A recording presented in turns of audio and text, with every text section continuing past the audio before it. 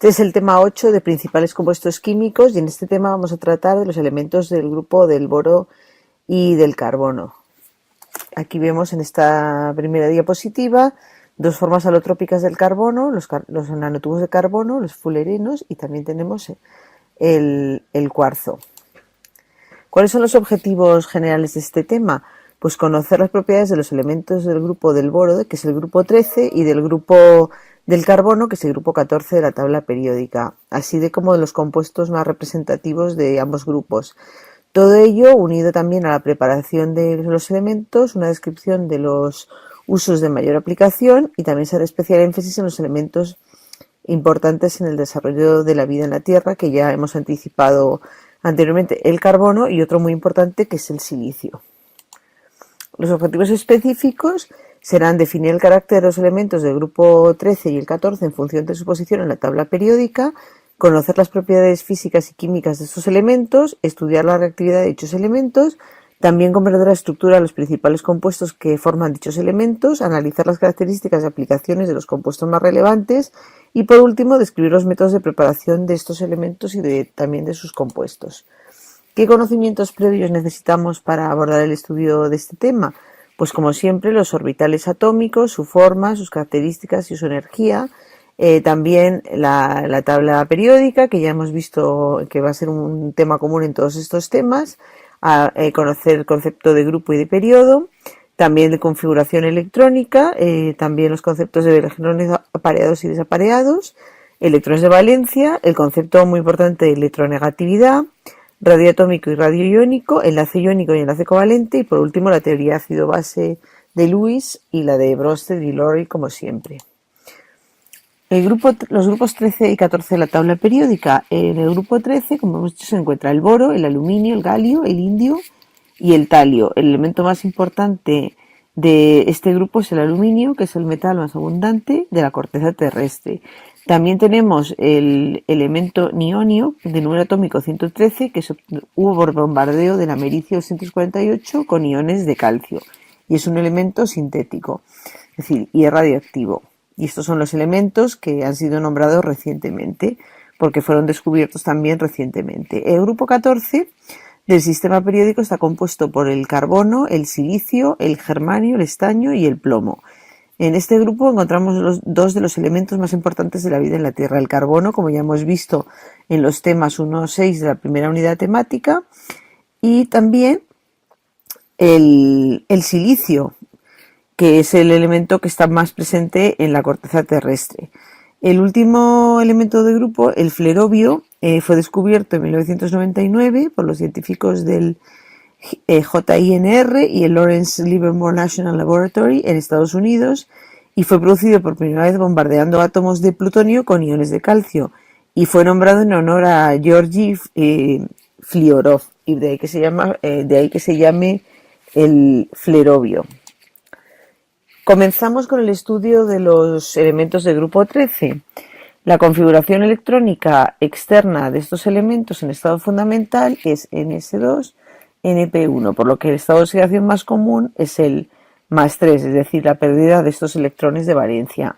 Aunque también podemos encontrar estados de oxidación +1 al descender en el grupo, siendo predominantemente este estado de oxidación predominante en el elemento talio. El boro tiene una energía de ionización tan alta que no forma cationes, es el elemento más pequeño del grupo. Y en este grupo también encontramos la llamada relación diagonal, de la que hemos ya hablado en el tema anterior, puesto que el comportamiento del boro es más parecido al del silicio que al de otros elementos de su grupo.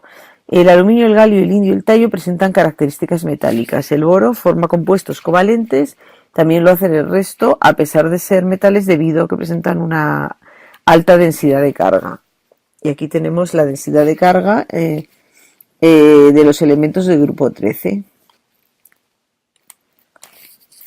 Esta es una tabla que también la podréis encontrar en el texto base, de las propiedades más importantes de los elementos del grupo 13, el boro, aluminio, galio, indio y talio.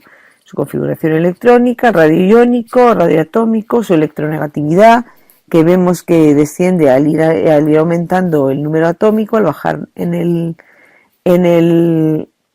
grupo. También la primera energía de ionización, que vemos que también desciende al aumentar en el grupo, al aumentar el número atómico en el grupo. Los puntos de fusión, que descienden al ir al ir aumentando el número atómico también en el grupo, aunque hay el galio presenta un número de fusión bastante bajo. Los puntos de ebullición también tenemos los potenciales de reducción, y vemos que el aluminio y el galio todos presentan potencial de reducción negativo, menos el talio, en que ya es positivo. Es decir, los que tienen potencial de reducción negativo serán fáciles de oxidar, como hemos dicho. La dureza también, conductividad eléctrica, vemos que el aluminio presenta una gran conductividad eléctrica, y los otros elementos va subiendo y bajando. Y por último, la densidad.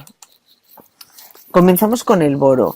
El boro es el primer elemento del grupo 13 y presenta unas características diferentes a las de los otros integrantes de este grupo, como ya hemos comentado anteriormente. Es un sólido negro, brillante y muy duro, presenta carácter semiconductor y se utiliza para la fabricación de los vidrios de borosilicato, como por ejemplo el Pirex. Además del boro amorfo, existen diferentes formas alotrópicas, siendo el boro negro, el beta, el romboédrico, la forma alotrópica termodinámicamente más estable. Está formada por icosaedros con enlaces covalentes boro-boro deslocalizados, como vemos en la diapositiva. Y las unidades de boro 884 están unidas por enlaces covalentes deslocalizados mediante unidades B10. De este modo, se forma una red covalente compacta que da al elemento boro su valor elevado de dureza. Y esta es la explicación por la cual el boro es un elemento duro. Introducimos aquí el primer concepto de forma alotrópica, es decir, que un elemento puede presentarse en diferentes estados cristalinos. Y estos son los que se llaman formas alotrópicas o alótropos.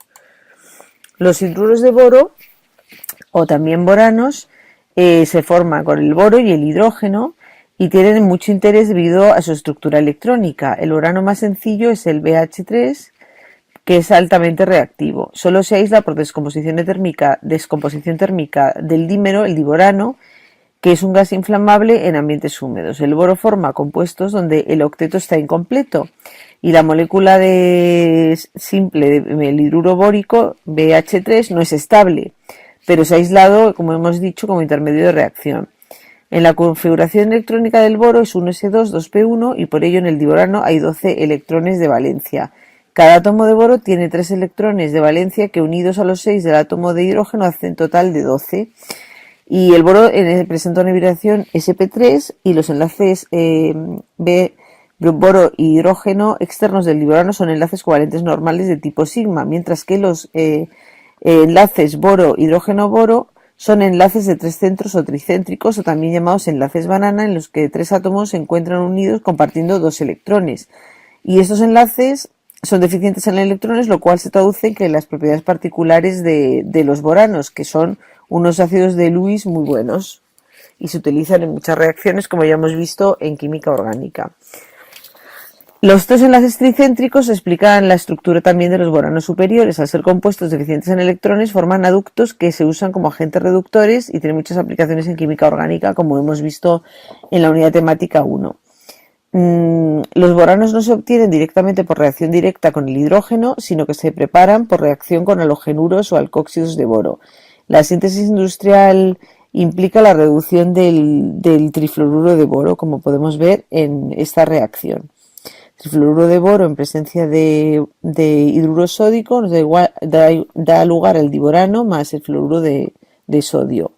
Y aquí tenemos algunos boranos superiores, el pentaborano y el decaborano. Pasamos ahora a estudiar los haluros de boro. Los más importantes son el de fluoruro, el cloruro y el bromuro y el yoduro. Son compuestos monoméricos El de flúor es un gas, el de cloro un líquido y los de bromo y yodo son sólidos a temperatura ambiente. En el boro en los haluros tiene una hibridación sp2 y los monómeros son estables, ya que los enlaces boro-cloro comparten sus electrones pi con el orbital vacío p del boro, y este efecto disminuye al bajar en el grupo, disminuyendo así la estabilidad de los haluros al bajar en el grupo. Es decir, que los más estables son los primeros del grupo. Aquí vemos la estructura. Tenemos una estructura trigonal plana, 120 grados, debido a la hibridación sp2 del boro. Los haluros del boro, como hemos dicho, forman aductos, es decir, que son también ácidos de Lewis, puesto que pueden aceptar electrones. Tienen una geometría trigonal plana y tienen un orbital p que está vacío, con lo cual pueden aceptar un par de electrones. Y cuando se forma el aducto, la geometría cambia a una geometría tetraédrica con una hibridación sp3. Y a medida que se va formando el grupo, o sea, que sale el carácter pi se pierde, y a medida que se va formando el complejo, el carácter sigma del enlace aumenta, como podemos ver en la diapositiva. Y se puede representar de estas dos maneras, con el aducto con esta flecha, o bien indicando la polaridad, una carga negativa en el boro y una positiva en el ligando. También tenemos otros compuestos importantes del boro: los óxidos, el ácido bórico y los boratos. El boro se encuentra en la naturaleza como bórax, que tiene la fórmula que se indica en la diapositiva, y también el mineral kernita. El óxido de boro se obtiene por deshidratación del ácido bórico, y por reducción con magnesio se obtiene también el boro metal. Aquí tenemos el óxido de boro por calentamiento del hidróxido del ácido bórico, que también se puede representar como esta forma de hidróxido. Se obtiene el óxido de boro y agua, y el óxido de boro en presencia de magnesio nos da el elemento boro y óxido de magnesio.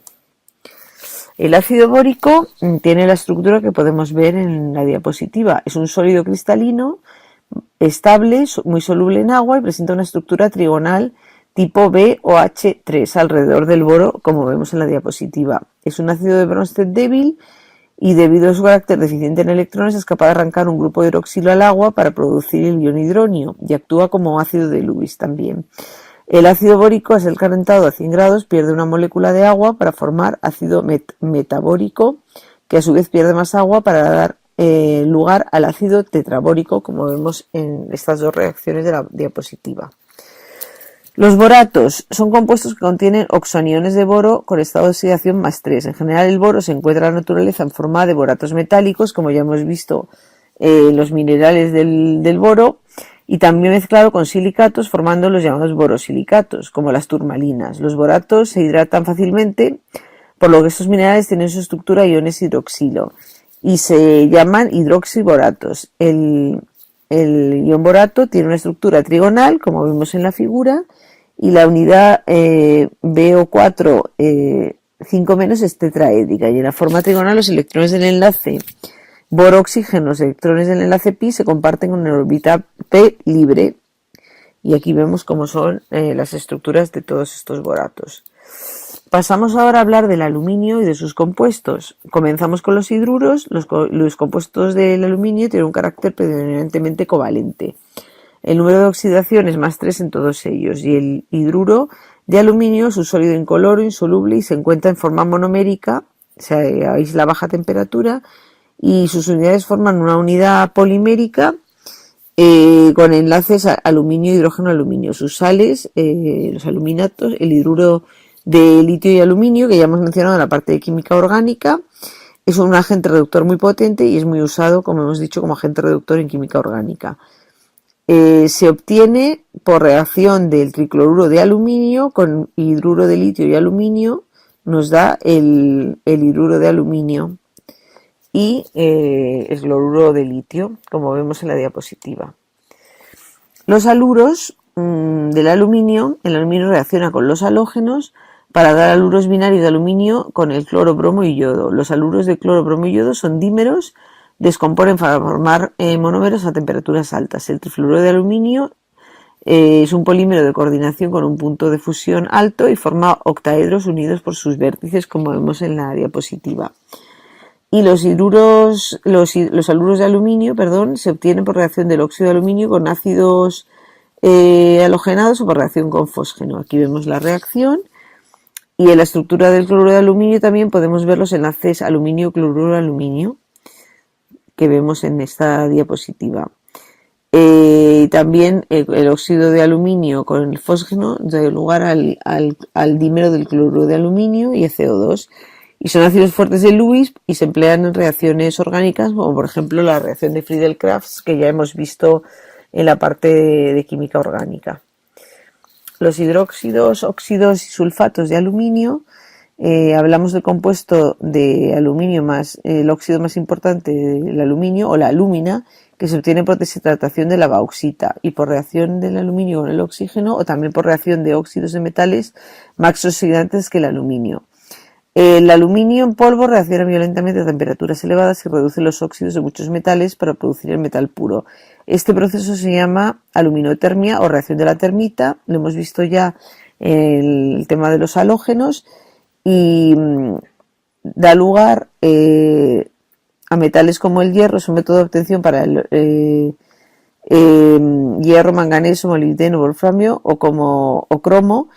Y todos estos óxidos reaccionan con aluminio para dar lugar al metal correspondiente del óxido de aluminio. Es una reacción redox, como hemos visto. El óxido de aluminio alumina es un sólido blanco, poroso, refractario, no funde por debajo de los 2000 grados y en la naturaleza se encuentra como corindón, sustancia muy dura, un 9 en la escala de Mohs. Tenemos aquí dos representaciones del corindón.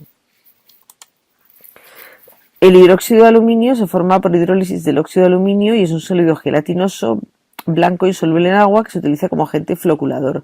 Si se elimina el agua de este hidróxido mediante calentamiento, se obtiene alumina activada. El hidróxido de aluminio es anfótero, es decir, que reacciona tanto con ácidos como con bases. Y el carácter anfótero de este hidróxido es debido al radio iónico, a la carga iónica del aluminio que le confiere un carácter parcial de no metal. Y aquí tenemos las dos reacciones del óxido de aluminio, bien con ácido o con base. Los sulfatos, otras sales importantes del aluminio son el sulfato de aluminio octadecahidratado, que se obtiene del óxido de aluminio y ácido sulfúrico, y los alumbres de fórmula general, la que vemos en la diapositiva, donde puede ser cualquier metal monovalente. El sulfato de aluminio aparece en la naturaleza como el metal calinita, que es soluble en agua y se encuentra en zonas volcánicas. Aquí tenemos los alumbres de cromo y potasio, la calinita y el alumbre de potasio. Por último, para terminar en el grupo 13, hablaremos de los compuestos de galio, indio y talio. Los hidruros de estos metales son mucho menos estables que el diborano o el alano, es decir, el de aluminio. Pero en el caso del galio obtenemos el digalano, que es idéntico estructuralmente al diborano, y es muy volátil y descompone a temperatura ambiente para dar galio e hidrógeno. Del talio y del indio solo se conocen hidruros metálicos como el hidruro de litio e indio y el hidruro de talio y litio. Ambos descomponen a 0 grados, mientras que los de aluminio y galio son estables hasta los 100 grados o 50 grados respectivamente. El galio y el indio forman compuestos de tipo MX3, muy parecidos estructuralmente a los compuestos de aluminio, que son ácidos de Lewis, mientras que el talio forma haluros de tipo donde el estado de oxidación del talio es +1, como hemos anticipado. Esto en cuanto a los haluros. Y aquí tenemos también la estructura del digalano y también su método, vemos que descompone para dar galio e hidrógeno. Los óxidos e hidróxidos de galio e indio son muy parecidos a los del aluminio, debido a que su carácter es más básico, ya que se aumenta a medida que se desciende en el grupo, y los del talio presentan una oxidación +1. El hidróxido de galio es anfótero, se comporta como el del aluminio, en medio básico y en medio ácido, y en presencia de ácido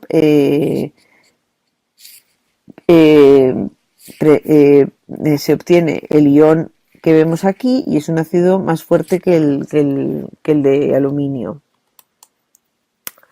Por último, debemos conocer el proceso Bayer y Hall-Hérold de obtención del aluminio. El aluminio, como hemos dicho, se obtiene de la bauxita, que generalmente está contaminada con dióxido de silicio, de hierro y titanio. Primero tenemos que tratar la bauxita con una solución de hidróxido sódico para producir aluminato de sodio y silicato de sodio. A continuación se pasa una corriente de CO2, permaneciendo el silicato de sodio en disolución, mientras que el aluminio precipita en forma de hidróxido de aluminio, y este hidróxido de aluminio se calienta para producir el óxido de aluminio o alumina, que será sometido a electrólisis mediante el proceso Hall-Hérold para obtener el aluminio y oxígeno. Y aquí vemos más o menos cómo es el proceso, las reacciones implicadas y el tipo de celda experimental con un cátodo de grafito que recoge el aluminio fundido. Tenemos la criolita y el óxido de aluminio y el ánodo de carbono para realizar el proceso de electrólisis, el proceso Hall-Hérold. La obtención del indio, galio y talio. El galio no existe libre en la naturaleza, no hay minerales que contengan una cantidad considerable del galio. Normalmente el galio se extrae como subproducto de extracción del aluminio y el zinc, y también se extrae del carbón. La fuente mineral más rica en galio es el mineral germanita, que es un sulfato de cobre, arsénico, germanio y zinc, con aproximadamente 0.1 a 0.8% de galio. El indio se obtiene por diferentes métodos: por lixiviación con ácido de subproductos de la minería de minerales de zinc o aluminio, precipitación de fosfatos de indio con ácido que convierten el óxido de indio por tratamiento con hidróxido sódico, y electrólisis produce el indio metal. Los procesos metalúrgicos del zinc y el indio puede ser separado por destilación también. El talio se obtiene por tratamiento de las menas de sulfuro de zinc y de plomo usadas para la producción del ácido sulfúrico, y el talio se aísla de los humos de combustión de estas menas en forma de óxido de talio o sulfato de talio, que están mezclados con otros compuestos volátiles.